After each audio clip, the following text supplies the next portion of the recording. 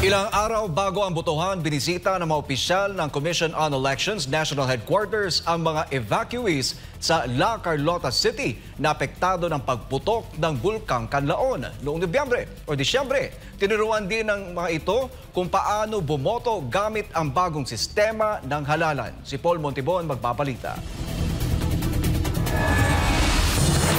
Binisita ng mga opisyal ng COMELEC National Headquarters ang mga residenteng apektado ng pagputok ng Bulkan Kanlaon noong nakaraang buwan ng Disyembre. Tinitiyak ng COMELEC na lahat ng mga botante ay makakaboto anuman ang kanilang sitwasyon o kalagayan.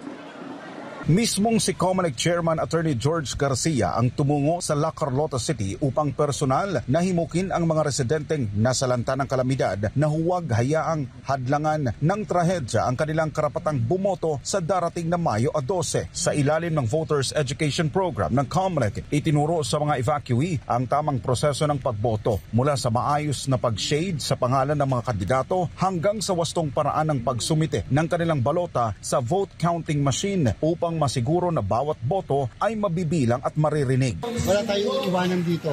Kahit pa 247 lamang sila dito, halimbawa, sa paaralan na to, ang 247 mga botante. Hindi naman sila mga foreigners na hindi pwede makaboto sa ating eleksyon. Nagbigay din ng positibong tugon ang mga evacuee na sa kabila ng hirap ng kalagayan ay kinikilala pa rin ng pamahalaan ang kahalagahan ng kanilang mga boto. Ito rin naman ang binigyang diin ni Attorney Garcia na ang bawat Pilipino ay may mahalagang papel sa halalan. Actually, ang pagputok ng Kanlaon hindi naman makaka-apekto sa ano yun sa pagboto. Tsaka ang pagboto talagang every ano yan idinadaraos.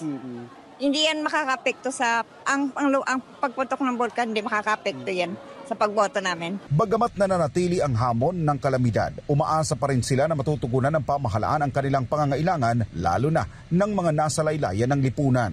Yung makakatulong sa lahat ng pangangailangan ng Pilipino.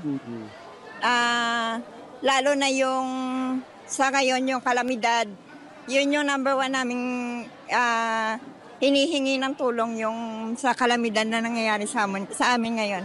Tiniyak ng COMELEC na hindi matitinag ang halalan sa La Carlota City at sa buong Negros Island na walang failure of elections kahit papatuloy ang pagbabantay sa aktibidad ng Bulkang Kanlaon at sa iba pang bantang maaaring makaabala sa eleksyon. Bilang paghahanda sa anumang banta ng kalamidad, nagsanib puwersa ang COMELEC at Office of Civil Defense sa pamagitan ng isang Memorandum of Agreement, isang hakbang na layong tiyakin na kahit sa gitna ng sakuna, hindi mapipigil ang karapatang bumoto ng bawat Pilipino. So ang ating pagboto, ang ating ang kahalagahan niyan, kahit magkaroon tayo ng mga kalamidad, hindi po pwedeng yan ay maantala.